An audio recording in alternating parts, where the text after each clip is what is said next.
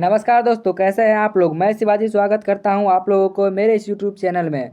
दोस्तों, आज मैं आप लोगों के लिए लेकर आया हूं क्लास 10th की जो 2025 में एग्ज़ाम होगा उसके वीवीआई ऑब्जेक्टिव क्वेश्चन जो आपको सोशल साइंस से है। दोस्तों, इस वीडियो में मैं 40 क्वेश्चन करवाऊंगा जिसमें से आपको 5 से 7 क्वेश्चन डायरेक्ट एग्जाम में देखने को मिलेगा। मतलब कि ये सारे प्रीवियस ईयर क्वेश्चन है जो कि बहुत ही ज़्यादा महत्वपूर्ण क्वेश्चन है ये सब। और इसमें से दोस्तों मतलब एक भी क्वेश्चन आपको मिस नहीं करना है, क्योंकि डायरेक्ट प्रत्येक क्वेश्चन अपने आप में वीवीआई क्वेश्चन है, क्योंकि यहाँ से डायरेक्ट क्वेश्चन देखने को मिल सकता है। प्रत्येक क्वेश्चन वीवीआई है, समझे। तो चलिए चालू करते हैं। आप सिर्फ 40 क्वेश्चन देख लीजिए, आपका 5 से 7 नंबर कोई नहीं काटेगा। चलिए देखिए, मेज मेज पहला क्वेश्चन है, मेजनी का संबंध किस संगठन से था। मेजनी का संबंध संगठन से था। लाल सेना, कार्बोनरी, पिलिक हेटार या डायट, किससे था। कार्बोनरी से था मेजनी का संबंध। चलिए फास्ट में करेंगे क्योंकि टाइम बहुत कम है। 2 नंबर, रूस में जार का अर्थ क्या होता है। रूस में जार का अर्थ क्या होता है। पीने का बर्तन, पानी की रखने का, मिट्टी का पात्र, रूस का सामंत, रूस का सम्राट। रूस का सम्राट होता है रूस में जार का अर्थ। आप लोग को पता ही होगा ये कितना महत्वपूर्ण क्वेश्चन है, क्योंकि मैं सारे महत्वपूर्ण क्वेश्चन ही छांट के लाया हूँ। होआ होआ आंदोलन किस प्रकृति का था। होआ होआ आंदोलन किस प्रतिकृति था, प्रकृति का था। क्रांतिकारी आंदोलन, धार्मिक आंदोलन, साम्राज्यवादी समर्थक आंदोलन, बुद्धिजीवी आंदोलन, किस प्रकृति का था। धार्मिक आंदोलन था हुआ हुआ आंदोलन। चलिए अगला क्वेश्चन देखिए। भारत में खिलाफत आंदोलन शुरू हुआ था। भारत में खिलाफत आंदोलन कब शुरू हुआ था। 1920 में, 1922 में, 1924 में, 1926 में। तो भारत में खिलाफत आंदोलन जो था वो 1920 में शुरू हुआ था। चलिए अगला क्वेश्चन देखिए।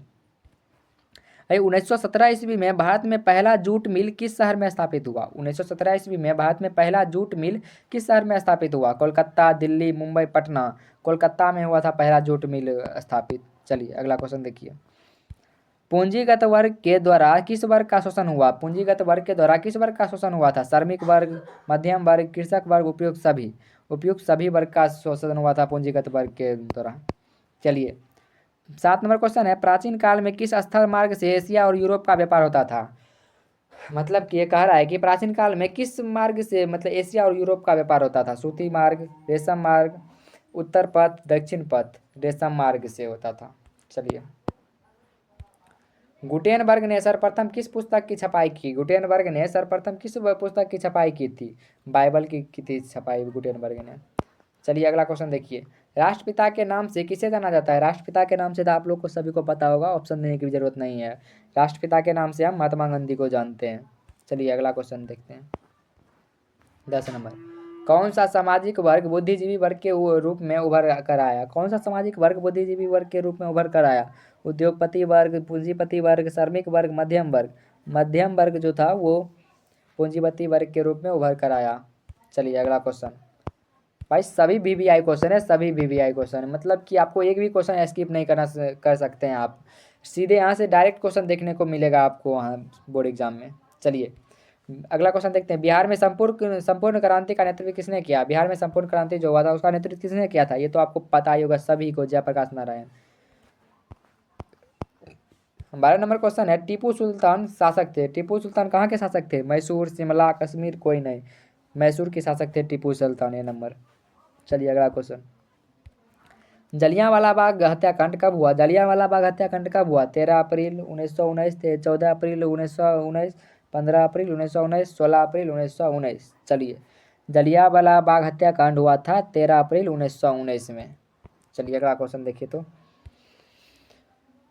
भारतीय समाचार पत्रों के मुक्तिदाता के रूप में भारत के कौन गवर्नर जनरल विख्यात हैं। भारतीय समाचार पत्रों के मुक्तिदाता के रूप में भारत के कौन से गवर्नर जनरल विख्यात हैं। Lytton, Wellesley, William Bentinck, Charles Metcalfe. Charles Metcalfe जो है भारतीय समाचार पत्रों के मुक्तिदाता के रूप में भारत के गवर्नर जनरल विख्यात हैं। चलिए अगला क्वेश्चन। बस आप लोग क्वेश्चन देखते जाइए, बस मतलब क्वेश्चन देखिएगा, एक नज़र से देखते जाइए, उसके बाद एक बार रिपीट कर लीजिएगा, इसका रिवीजन कर लीजिएगा। देखिए आपको डायरेक्ट क्वेश्चन यहाँ से देखने को मिलेगा। बस इसलिए हम जल्दी जल्दी फास्ट में आपको सभी क्वेश्चन दिलवा रहे हैं। चलिए, नमक कानून तोड़ने के लिए गांधी जी ने कौन सा स्थान चुना था। नमक कानून तोड़ने के लिए गांधी जी ने दांडी स्थान चुना था। दांडी मार्च, दांडी स्थान। चलिए, बंगाल का विभाजन कब हुआ। वो मोस्ट इंपॉर्टेंट क्वेश्चन, डायरेक्ट ये क्वेश्चन देखने को मिल सकता है आपके बोर्ड एग्जाम में। बंगाल का विभाजन कब हुआ था। 1955, 1957, 1905, 1911। 1905 में हुआ था बंगाल का विभाजन। चलिए अगला क्वेश्चन देख लीजिए तो आप। कार्ल मार्क्स की पुस्तक का नाम क्या है? कार्ल मार्क्स की पुस्तक का क्या नाम है? युद्ध और शांति, Das Kapital, Communist Manifesto, B and C दोनों। बी एंड सी दोनों मतलब कि दास कैपिटल भी लिखे थे और कम्युनिस्ट मैनिफेस्टो भी लिखे थे, बी एंड सी दोनों हो जाएगा, डी नंबर। चलिए, किसने कहा मुद्रण ईश्वर की दी हुई महानतम देन है, सबसे बड़ा तोहफा? मतलब किसने कहा था कि मुद्रण ईश्वर की दी हुई महानतम देन है, सबसे बड़ा तोहफा है? तो ये कहे थे मार्टिन लूथर ने। मार्टिन लूथर ने, बी नंबर। चलिए चलिए अगला क्वेश्चन देखते हैं क्या है अगला क्वेश्चन। इटली और जर्मनी के एकीकरण के विरुद्ध निम्न में से कौन था? इटली और जर्मनी के एकीकरण के विरुद्ध निम्न में से कौन था? इंग्लैंड, रूस, ऑस्ट्रिया, पर्सा। ये था ऑस्ट्रिया। आप लोगों को अगर लगा कि हम फास्ट करवा रहे हैं तो आप जरूर लिखिएगा कि स्लो, कमेंट में आप स्लो लिख दीजिएगा। स्लो लिख दीजिएगा तो हम इस पर देखेंगे, थोड़ा स्लो कर पढ़ाएंगे। नहीं तो हमको नहीं लगता है कि स्लो पढ़ाने की ज़रूरत है, क्योंकि एग्जाम में बहुत कम टाइम बचा है, इसलिए मोस्ट वीवीआई क्वेश्चन सिर्फ करवाना है और बहुत ही जल्दी फास्ट में। चलिए अगला क्वेश्चन है क्या है, 20 नंबर। जर्मनी के एकीकरण का प्रमुख वास्तुकार कौन था? जर्मनी के जो एकीकरण था उसका प्रमुख वास्तुकार कौन था? Mazzini, Garibaldi, Lenin, Bismarck. Bismarck थे प्रमुख वास्तुकार। चलिए अगला क्वेश्चन। जब हम लैंगिक विभाजन की बात करते हैं तो हमारा अभिप्राय होता है, हमारा अभिप्राय क्या होता है जब हम लैंगिक विभाजन की बात करते हैं? तो स्त्री और पुरुष के बीच जैविक स्तर, समाज द्वारा स्त्रियों और पुरुषों की दी गई असमान भूमिकाएं, बालक और बालिकाओं की संख्या का अनुपात, लोकतांत्रिक व्यवस्था में महिलाओं को मतदान का अधिकार न मिलना। क्या है? ये हो जाएगा समाज द्वारा स्त्रियों और पुरुषों की दी गई असमान भूमिकाएं। चलिए भाई, आप लोग के लिए बहुत ही ज़्यादा मेहनत करते हैं। ये पीडीएफ को एक एक प्रश्न को लिखने में हालत ख़राब हो जाता है। दोस्तों प्लीज़ सपोर्ट कीजिएगा, लाइक कर दीजिए इसी बात पे आप, क्योंकि हम लोग आपके लिए सिर्फ वीवीआई ऑब्जेक्टिव क्वेश्चन है वो सभी लेके आ रहे हैं। मतलब हम ये नहीं देख रहे हैं कि आपको कौन पसंद आएगा। मतलब बहुत क्या होता है कि हल्का हल्का क्वेश्चन करवा देते हैं बच्चों को बहुत सारे, और मतलब उसको लगता है कि बच्चों को बस यही क्वेश्चन आने वाला है, लेकिन नहीं, ऐसा नहीं होता है। मतलब कि यहाँ पे लो लेवल से लेकर हाई लेवल तक सभी आपको करना है, और ये सब इतना हाई लेवल का है भी नहीं। मतलब आप एक बार देख लीजिए, आपको सब समझ आ जाएगा। देखिए, निम्नलिखित में कौन संघराज्य की विशेषता नहीं है? मतलब संघराज्य है उसकी विशेषता क्या नहीं है? लिखित संविधान, शक्तियों का विभाजन, इकहरी शासन व्यवस्था, सर्वोच्च न्यायालय। क्या नहीं है? इकहरी शासन व्यवस्था जो है संघराज्य की विशेषता नहीं है। चलिए 23 नंबर देखिए तो क्या कह रहा है। इनमें से कौन सी एक बात लोकतांत्रिक व्यवस्था के अनुरूप नहीं है? मतलब लोकतांत्रिक व्यवस्था के अनुरूप कौन सी बात नहीं है? कानून के समक्ष समानता, स्वतंत्रता एवं निष्पक्ष चुनाव, उत्तरदायी शासन व्यवस्था, बहुसंख्यकों का शासन। क्या नहीं है लोकतांत्रिक व्यवस्था के अनुरूप? तो ये हो जाएगा बहुसंख्यक का शासन। हाँ, ये तो आप लोग समझ भी सकते हैं। चलिए, भारत एक लोकतांत्रिक राज्य है, निम्नलिखित में से किसमें यह घोषणा की गई है? मतलब यह किसमें घोषणा की गई कि भारत एक लोकतांत्रिक राज्य है? प्रस्तावना, पाठ, कानूनी पुस्तक, नागरिक शास्त्र। ये प्रस्तावना में आपको शुरू में ही मतलब की गई है। चलिए, किस लोकसभा चुनाव के बाद महिलाओं की भागीदारी 10% से अधिक हो गई? मतलब कि कौन सा ऐसी लोकसभा था जिसमें कि महिलाओं को जो भागीदारी थी चुनाव में उसको 10% से बढ़ा दिया गया? ये 16वीं लोकसभा, 15वीं लोकसभा, 17वीं लोकसभा, 20वीं लोकसभा। तो इसका राइट आंसर हो जाएगा 16वीं लोकसभा में। चलिए अगला क्वेश्चन देखिए तो क्या कह रहा है। भारत में संघ एवं राज्यों के बीच अधिकारों का विभाजन कितने सूचियों में हुआ था? मतलब भारत में जो संघ और राज्य के बीच का अधिकार का विभाजन होता है वो कितने सूचियों में किया गया था? 3, 2, 1, 4। ये 3 सूचियों में किया गया था ये नंबर। चलिए अगला क्वेश्चन देखिए तो। निम्नलिखित में कौन लोकतंत्र में रंगभेद का विरोधी नहीं थे? मतलब लोकतंत्र में रंगभेद के विरोधी कौन नहीं थे? ये हो जाएगा जेड जूरी। मतलब आपको पता ही होगा मार्टिन लूथर तो विरोधी थे ही, और महात्मा गांधी तो पता ही है आगे जो ने क्या किया था, तो ये भी विरोधी है। बस ये नहीं थे, जेड जो गोरी। बस आप ऑप्शन से भी आप दिमाग लगा सकते हैं, आप ऑप्शन से भी आंसर निकालिए। चलिए, वर्तमान में नेपाल की शासन प्रणाली क्या है? वर्तमान में नेपाल की शासन प्रणाली क्या है? लोकतंत्र, राजतंत्र, सैनिक तंत्र? कोई नहीं, लोकतंत्र है। वर्तमान में अभी लोकतंत्र है, हाल ही में लोकतंत्र हुआ है। चलिए, राजनीतिक दलों की मान्यता और उसका चिन्ह किसके द्वारा प्रदान की गई क्या कहा जाता है? राजनीतिक दलों की मान्यता और उसका चिन्ह किसके द्वारा प्रदान किया जाता है? इसे किसके द्वारा प्रदान किया जाता है? राष्ट्रपति, प्रधानमंत्री, निर्वाचन आयोग? ये निर्वाचन आयोग के द्वारा प्रदान किया जाता है। जैसे उसका था चुनाव चिन्ह राष्ट्रीय दलों का, वो निर्वाचन आयोग द्वारा प्रदान किया जाता है। चलिए भारतीय संविधान के अनुच्छेद 19 में देश के सभी नागरिकों को कौन सा मूल अधिकार दिया गया है? मतलब अनुच्छेद 19 जो है उसमें देश के नागरिकों के लिए कौन सा मूल अधिकार दिया गया है? स्वतंत्रता का अधिकार, समानता का अधिकार, संवैधानिक उपचार का अधिकार, इनमें से कोई नहीं। समानता का अधिकार जो है वो अनुच्छेद 19 में दिया गया है। चलिए, अनुच्छेद बहुत ही इंपॉर्टेंट हो जाता है।